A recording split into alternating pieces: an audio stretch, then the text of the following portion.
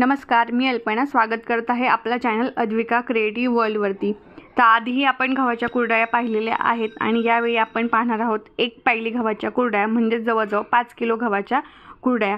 तर हे गहू पूर्ण 3 दिवस भिजत ठेवलेले आहे आणि तिसऱ्या दिवशी पाहत असाल तर ते चांगले टम्म फुगलेले आहे आणि हाताने थोडंसं कुस्करलं तरी त्यातनं चीक सहज बाहेर येतो।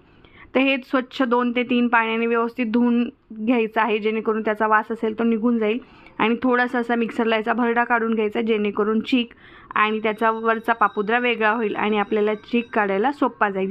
तर अशाच पद्धतीने सगळा गहू आपल्याला वाटून घ्यायचा आहे आणि तो छान एकदम बारीक न करता जाडसर त्याचा भरडा असा घ्यायचा आहे आपल्याला। मी ही इन्स्टंट तुम्हाला पटापट रेसिपी सांगण्याचा इथे प्रयत्न करत आहे। अगदी डिटेलमध्ये सगळे तुम्हाला जर पाहिजे असेल एकदम एकूण एक टिप तर तुम्ही या आधीचा व्हिडिओ जाऊन चेक करू शकता।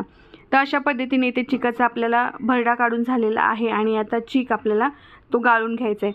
तर हा गहू खूपच चिकट आहे आणि अशा पद्धतीने आधी गव्हामधनं गोळे गोळे काढत गव्हाचा जो पापुद्रा असतो जो भरडा असतो तो काढून घेतलाय आणि जेणेकरून आपल्याला गाळायला सोपं होईल। ज्यावेळेस आपण जास्त प्रमाणात करतो त्यावेळी आपल्याला हा अशा पद्धतीने त्याचा चोथा सहज वेगळा करता येतो आणि हा चोथाचे गोळे पहिले वेगळे केले आणि त्याच्यानंतर हा आता एका पातेल्याला एक कापड बांधले आणि त्याच्यावरती जी पुरणाची चाळण असते ती ठेवून आपल्याला हा व्यवस्थित गाळून घ्यायचा आहे।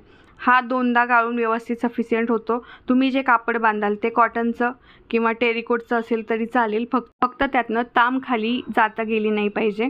आणि अशाच पद्धतीने चोथासुद्धा एकदा स्वच्छ पाण्याने धुवून तो सुद्धा परत एकदा गाळून घ्यायचा, त्याच्यामध्ये सुद्धा थोडासा चीक आपल्याला मिळतो। तर अशा पद्धतीने व्यवस्थित चोथासुद्धा धुवून घेतलेला आहे।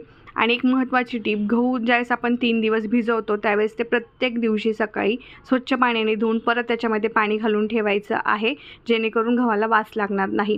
तर आता इथे चुलीवर करणार आहे त्याच्यामुळे पहा इथे पातेल्याला सगळ्यात आधी थोडीशी निरमा पावडर जी काही तुमच्याकडे असेल ती आधी लावून घेतली आहे। त्याच्यानंतर मातीने त्याला व्यवस्थित हे करून घेतलं लावून घेतली आहे माती जेणेकरून पातीला आपल्यानंतर खूप जास्त काळं होणार नाही।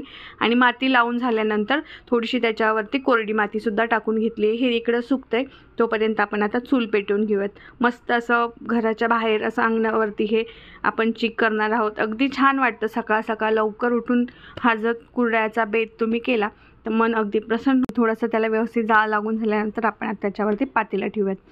तोपर्यंत इकडं हा रात्रभर चीक आपण जो गाळून घेतला होता तो तसाच ठेवला आणि त्याच्यावरती असणारं पाणी जे एक्स्ट्राचं पाणी आहे ते आपण काढून घेतलं आहे आणि खालचा चीक तसंच खाली पातेल्याला चिकटून राहिला आहे। हे अगदी घट्टसर आहे, अगदी रबर जसा असतो त्या पद्धतीचा हा घट्टसर आहे। त्याला हळूहळू असं करत करत त्याला एकजीव केलं आहे आणि पाहत असाल त्याची कन्सिस्टन्सी अशी ठेवलेली आहे, अगदी डोशाचं पीठ ज्या पद्धतीचं असतं तसं।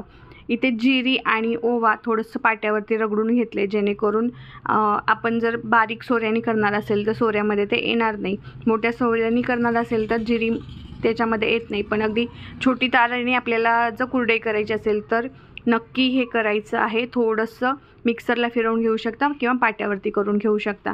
जेवढा चीक आपला तयार झालेला आहे तेवढंच पाणी ठेवलेलं आहे आणि थोडंसं एक्स्ट्रा ठेवलं आहे ते बाजूला आपण परत काढून घ्यायचं आहे।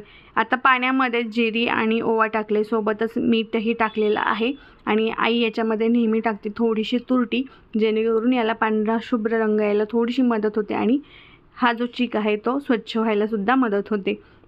आता अशाच पद्धतीने जेवढं पाणी तेवढंच चीक आहे आणि तो सगळा आता व्यवस्थित मोठ्या पातेल्यामध्ये करणार आहे कारण आपला चीकसुद्धा तेवढाच आहे। तर हा व्यवस्थित हटून घ्यायचा आहे आणि याला आरामात 35 ते 40 मिनटं हटायला लागतात। आणि चुलीवर करत आहे तर त्याचा जाळ आपल्याला कमी जास्त सहज करता येतो आणि निखाऱ्यावरती सुद्धा हा चीक आपला खूप छान पद्धतीने व्यवस्थित शिजला जातो, खाली पातेल्याला सुद्धा लागत नाही। तर चुलीवर ती करण्याची एक मजाही असते, थोडासा त्रासही होतो, पण नक्की वाळवणाचे प्रकार ज्यावेळेस चुलीवर करतो आणि जास्त प्रमाणात असतात त्यावेळेस ते करायलाही खूप छान वाटतं। इथे आता आम्ही दोघीही करतोय, मध्ये मध्ये थोडेसे बाकीचे हेल्प करतात, ते बहीण करते भाऊ करते। तर ज्यावेळेस मोठे वाळवणाचे प्रकार असतात तर कधी बऱ्याचदा मॅक्झिमम टाईम माहेरी थोडंसं जाऊन मग ते करून येत असतो। सुट्ट्याही होतात आणि वाळवणाचे वेगवेगळे प्रकारही होतात। तिथे व्यवस्थित हा चीक हटून घेतलेला आहे, अगदी ट्रान्सपरंट तो व्हायला लागलेला आहे। लागेल तसं जे पाणी गरम आपण बाजूला काढलं होतं ते सुद्धा थोडं थोडं वापरत आणि अशा स्टेजला आल्यानंतर व्यवस्थित ते झाकून ठेवायचं आणि असं 10-15 मिनटं त्याला थोड्या 5-5 मिनिटांनी हलवत हा व्यवस्थित शिजवून घ्यायचा आहे. पाहत असाल तर अगदी छान चीक शिजलेला आहे, अगदी घट्ट चांगला झाला आहे, ट्रान्सपरंटसुद्धा झाला आहे आणि चवीलासुद्धा खूप छान लागत आहे. तर आता इथे शेडमध्येच काय केलं, कॉट ठेवली, कॉटवरती साडी अंथरून ती ओली करून घेतली आणि त्याच्यावरती आता कुरडया घालून घेऊयात. अशा पद्धतीने आतून बाहेरच्या साईडने जायचं आहे आणि परत आतमध्येच आणून कुरडयाच्या ज्या काही तारा आहेत त्या सोडायच्या आहेत. अशा छान सकाळचं वातावरण आहे आणि मस्त आमच्या कुरडया इकडे चालू आहेत. तर एकीकडे एक कुरडया करते आणि लगेचच थोड्या झाल्यानंतर त्या पलटवूनसुद्धा घेतल्यात. पलटवून घेतल्यामुळे काय होतं, त्या खाली चिकटून बसत नाही आणि वाळायलासुद्धा खूप छान पद्धतीने वाळतात आणि थोडीशी जागासुद्धा ॲडजस्ट करून होते. कारण जास्त आहे, एक पायलीच्या आहे तर नक्कीच थोडीशी जागा जास्त लागणार आहे. तर ही आजीसुद्धा आम्हाला मदत करते. एका वेळी 3 पिढ्या ह्या कुरडया करत आहे. तर तुम्हीसुद्धा नक्की ट्राय करा आणि कमेंट करून सांगायला विसरू नका की तुमच्या कुरडया कशा झाल्या आणि आमच्याही कुरडया कशा झाल्या. तर नक्की चॅनलला सबस्क्राईब करा. व्हिडिओ जर आवडत असतील तुम्हाला तर नक्की लाईक करत जा, कमेंट करून सांगत जा. तुमच्या कमेंटची नक्कीच आतुरतेने वाट पाहत असतो. तर नक्की कमेंट करा आणि जास्तीत जास्त शेअर करा ज्यांना कुरडया बनवायच्या आहेत त्यांना.